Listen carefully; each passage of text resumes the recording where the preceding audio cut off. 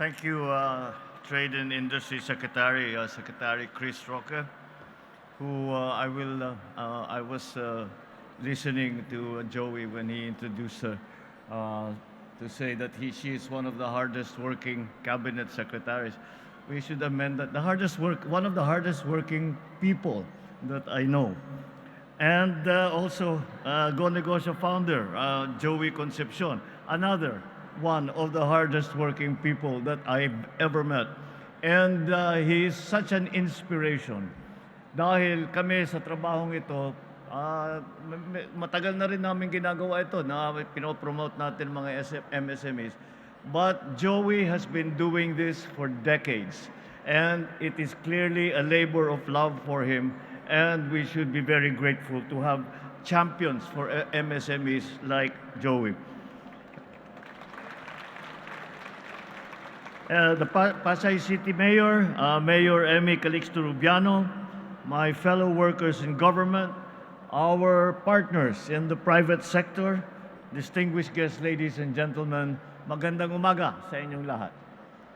Masaya akong na makasama kayo ngayong araw upang ilunsad ang trabaho at negosyo. Marami sa mga kababayan natin na nagsimula sa maliit na pangarap, isang food cart sa kanto, isang pwesto sa basar, isang online store na pinapatakbo na nagsimula lamang sa kanilang mga bahay. Ngunit hindi madali ang pagsimula at pagpapalago ng isang negosyo. Maraming MSME ang nahaharap sa iba't ibang hamon, kakulangan ng puhunan, limitadong access sa mamimili, access to market, mabilis na pagbabago ng ekonomiya at ng teknolohiya. Kasabay nito, marami ring mga kababayan natin ang nahihirapang makahanap ng trabaho, lalo na yung mga tumutugma sa kanilang kakayahan at ang kanilang pinag-aralan. Kaya narito tayo ngayon upang magbigay sa MSMEs at mga kababayang naghahanap ng trabaho ng inspirasyon, suporta at pagkakataon. Today, we live in a very uncertain world. What many of us have studied and developed a decade or even just a couple of years ago are sometimes we find no longer relevant. Industries are being reshaped by digital technology and artificial intelligence or AI. Traditional jobs are transforming. The skills that were once optional, now they are essential. Naniniwala ako kayang makasabay naman ang mga Pilipino. Alam naman natin na sa kabila ng mga hamon, maabilidad at madiskarte ang ating mga kababayan. Marunong tayong maghanap ng paraan. Hindi natin sinusukuan ang problema kahit na ano ang hinaharap natin. Hindi hadlang ang makabagong mundo sa ating pag-unlad. Bagkus, gagamitin natin ito upang magtagumpay pa sa buhay. Panatilihin lang natin ang tiwala sa ating mga sarili. Huwag matakot sa teknolohiya. Pagbutihin ang ating mga kakayahan at samantalahin ang pagkakataon na dumadating sa atin. Tulad na lamang ng pagkakataong ibinibigay ngayong araw, ang trabaho at negosyo na programa ng Go Negosyo. Dito, may learning session kasama ang industry expert at thought leaders at magbabahagi ng kanilang kaalaman at karanasan sa larangan ng pagnenegosyo. May job fair na nag-uugnay sa ating mga kababayan at employer mula sa iba't ibang sektor. May mga one-stop shop pa na serbisyo na isinasagawa ngayon para magbigay ng pre-employment assistance at advisory service ang ilang ahensya ng gobyerno gaya ng DTI, ng TESDA, BIR at iba pa. Makakaasa po kayo na patuloy ang administrasyon na ito sa pagpapaunlad ng kasanayan ng ating mga kababayan. Ang pagpapalakas ng mga programang makakatulong sa bawat Pilipino na makahanap ng trabaho.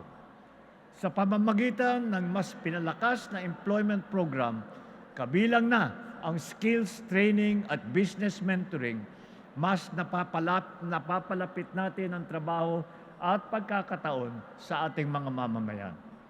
Nung nakaraang taon, nakapagsagawa tayo ng mahigit 2,300 job fair sa buong bansa. Mula rito, higit 74,000 na job seeker ang kaagad na nakatanggap ng trabaho. Itong Enero lamang, 47 job fair na ang naisagawa natin at mula rito, mahigit 2,400 ang hired on the spot. Ibig sabihin, dito sa job fair pa lang, nakakuha na sila ng trabaho. Kasabay nito, pinapalawak din natin ang mga programa para sa reskilling, upskilling, at saka yung enterprise-based training ng ating mga manggagawa. Ibig sabihin, specialized training na po ito ang magtuturo ang mismo magiging employer ninyo. Para naman sa ating mga MSME, ginawa nating mas simple at mas mabilis ang serbisyo ng gobyerno. Sinisikap din natin na palawakin ang access sa puhunan at patibayin ang mga programang tumutulong sa paglago ng kabuhayan. Yung pong binanggit ni Secretary Roque tungkol sa pagtulong sa pautang, patulong sa pag-job matching. Sa pamamagitan ng mga negosyo center, mas napapalapit ang mga serbisyo ng pamahalaan sa mga negosyante. Dito, maaari kayong mabigyan ng payo, magkaroon ng mentorship at makakuha ng tulong upang mapalapit ang inyong mga negosyo sa mamimili. Inaasahan natin na ang mga programang ito ang magbibigay ng dagdag na lakas sa kabuhayan ng ating mga kababayan. Ang isang sari-sari store owner ay maaaring makapagpalawak ng negosyo sa pamamagitan ng itinatawag na e-commerce. Ang isang bagong graduate mula sa probinsya ay hindi na kailangan pang lumuwas sa Maynila upang magtrabaho, basta't may sapat na kasanayan at internet. We equip our people not only to survive, but to succeed in this changing world.